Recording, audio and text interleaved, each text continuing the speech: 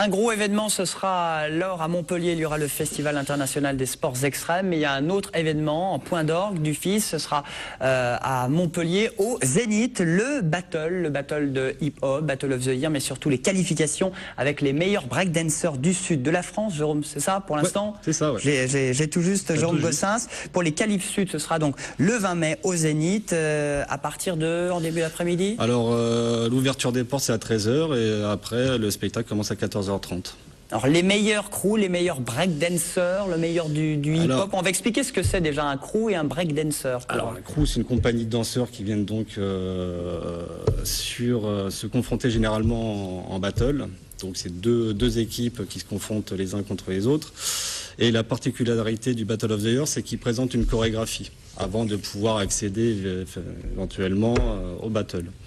Donc cette année, il va y avoir 8 crews qui viennent représenter. Donc c'est des qualifications. Donc pour résumer assez rapidement, la première a eu lieu le 5 avril à Lille pour tout le nord de la France. Qualif Nord. Qualif Nord du Battle of the Year Nord.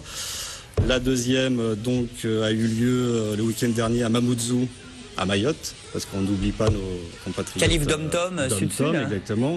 Ce week-end, il y a l'île de la Réunion.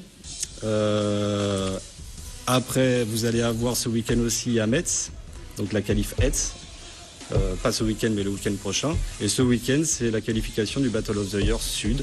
Le 20 mai. Voilà, tous les crews qui peuvent venir se qualifier sur ce secteur-là. Donc 6 à 7 crews, c'est ça? Il va y avoir entre 6 à 8 crews. Ouais. Les 8 premiers crews qualifiés pour le Alors battle, non, c'est la grande finale. À l'issue du battle de cette qualification, tu vas avoir 2 crews qui vont être qualifiés pour accéder aux arènes de Nîmes, je l'espère, pour l'un des crews. Pour la grande finale dans les arènes le 7 juillet. Voilà, la grande finale France qui aura lieu dans les arènes de Nîmes. Et le gagnant de cette finale France aux arènes de Nîmes le 7 juillet prochain gagnera son passeport pour aller à l'international qui aura lieu à l'Arena de Montpellier le 17 novembre. C'est quand même...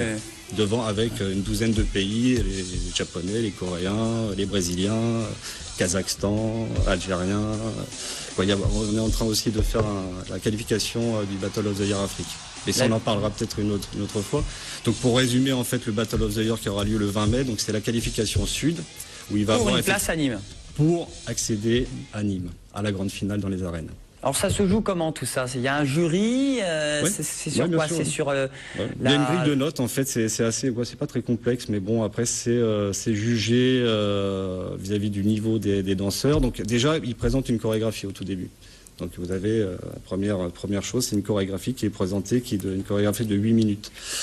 À l'issue de cette chorégraphie, il va y avoir donc des juges qui vont dire quelle est la personne qui a gagné cette chorégraphie et qui va accéder. Là, cette année, en fait, avant, il y avait seulement il y avait 2 demi-finales et une finale, donc en battle. Donc à l'issue des chorégraphies, c'est un peu compliqué.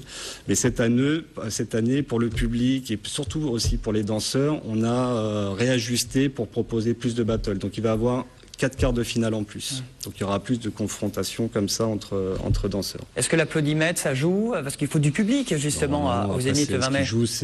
Après, le public apprécie de toute façon. Hein. Généralement, ils sont peut-être pas toujours en accord avec ce que disent le jury, parce que le jury, eux, note sur des critères bien prédéfinis que le public averti ou non averti ne connaissent pas spécialement directement, pour la plupart oui, mais il y a toujours des affinités, effectivement, il y a toujours des personnes qui vont aimer plus une équipe qu'une autre, mais après la grille de juge reste impartiale, et donc effectivement cette année le jury, comme toutes les années, restera dans les cordes pour...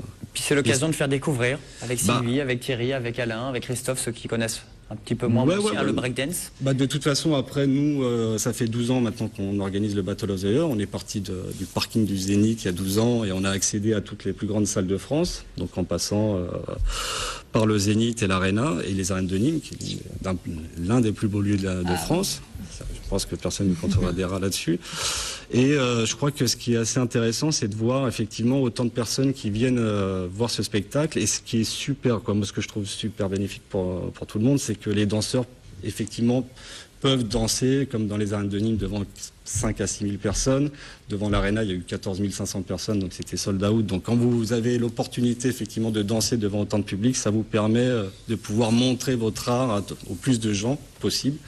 Et la qualification, là pour l'instant, depuis le début des qualifications qu'il y a eu à Lille, et qu'il y a eu, là, il y a eu 4000 personnes à Mayotte, et il y a eu 1500 personnes à Lille, qui sont venues voir les qualifications. Au Zénith de Montpellier. Et cette année, pour la qualification sud, qu'on est content d'ailleurs d'avoir à Montpellier, il reste encore quelques places. Ouais. Mais les tarifs sont pas très chers, hein, c'est 10 € l'entrée. On a fait ça un dimanche pour rester justement dans l'esprit convivial. Comme ça permet un petit peu à tout le monde de pouvoir venir et passer un bon moment.